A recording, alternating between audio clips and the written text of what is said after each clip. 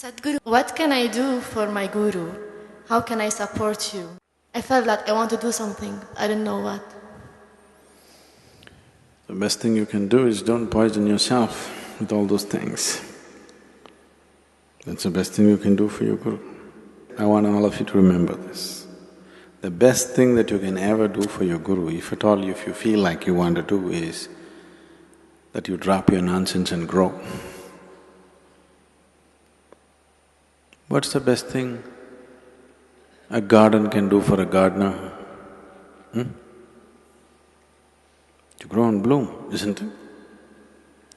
No, we want to do this to you, we want to do that to you. That's not the intention.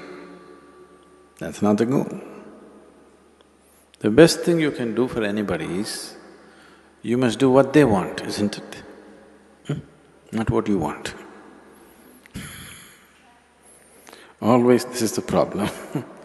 The best thing you can do for anybody is, you must do what they want. All this activity,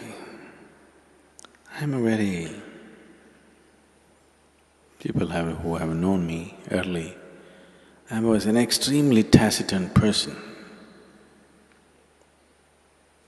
I never said anything. There were days when I was not on silence, nor was I spiritual, okay? I was just there because most of the time, whether you went to school or college or wherever you went, whether the students spoke or the teacher spoke, everybody spoke such nonsense. Most of the time I chose to remain silent because I was terrified of their conversations.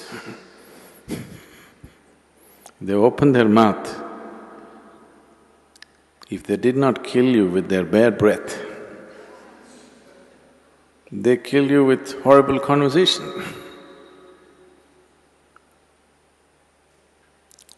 Very few people on this planet can simply joyfully say something, it doesn't matter. You don't have to say some great thing. Simply pouring out of their heart, saying something, or simply able to be with another person, very few people. All others are desperately trying to be smart, or they're repeating something they heard somewhere, something they read somewhere, some nonsense endlessly. So I would never speak. Very rarely I would speak. In some places I was exuberantly boisterous, but in most of the other places I was… Because I understood if I don't speak, they won't speak, that saves me.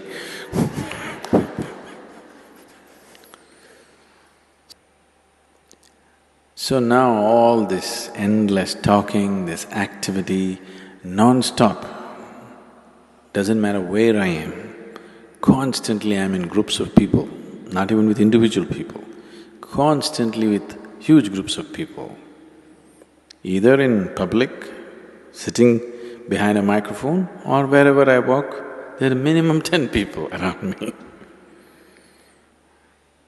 So, this is not my personal choice.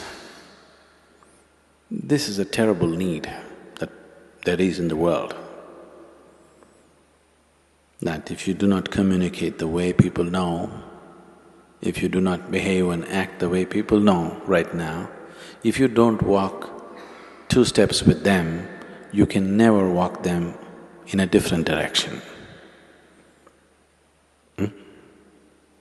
So, there is nothing you can do. The best thing you can do is you grow and blossom. Drop your nonsense. Your past nonsense, you leave it to me, present nonsense you handle. If you do that, that's the best thing. Now suppose you died, even if I died, I will not stop the spiritual part of my activity. So I'm not so concerned about that. Yes, we're concerned. The foundation could be hurt, activity could be hurt, but not the spiritual part of the work. The concern is that people will be here and if they don't grow,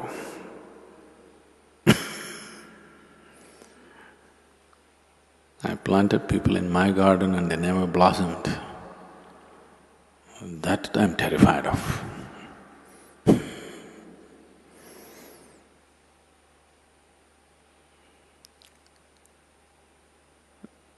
So, those of you who are very patient, who want to come here for 10 lifetimes and do it, I'm okay with them, but I think we must build an outer ashram for them.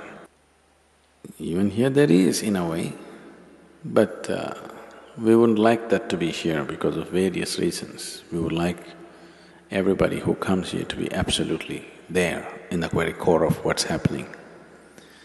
I don't want to create a core and a periphery here.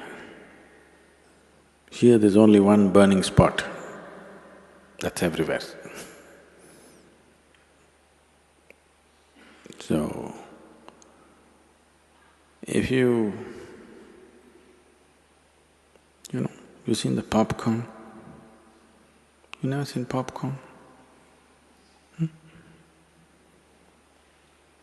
It's just a damn corn, how it flowered, the right amount of heat. But some get burnt, some won't pop. That's because they don't. All of them were given the same heat, but some don't receive it properly. They do funny things, and instead of popping, they get charred. Instead of flowering, have you seen a popcorn flowering? That's one flower you can see it happening, right? The other flowers take too much time. So right there it opens up in front of you. So, have you seen this happening to people when they come to inner engineering, Bhavaspandana? In 3 days' time, people are like that. But we don't want them to stop there.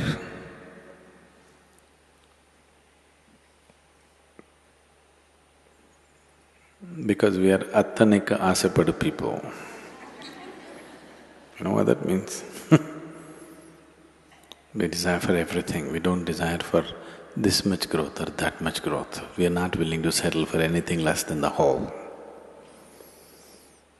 If you are willing to settle for peace, we could settle you very easily. If you're willing to settle for love, we would settle you very easily. If you're willing to settle for blissfulness, we could settle you very easily. But we are Attanika Asapadu. We won't settle for anything. We want it all. Because of that kind of mode, it's just on and on and on. If you're willing to settle for any one of those things, peace, love, satisfaction, happiness, we could have settled you up very easily. So if you just want to settle for any one of them, it's okay, it's your choice. But and you need not be in the core of things. You could be anywhere and still do that, you know.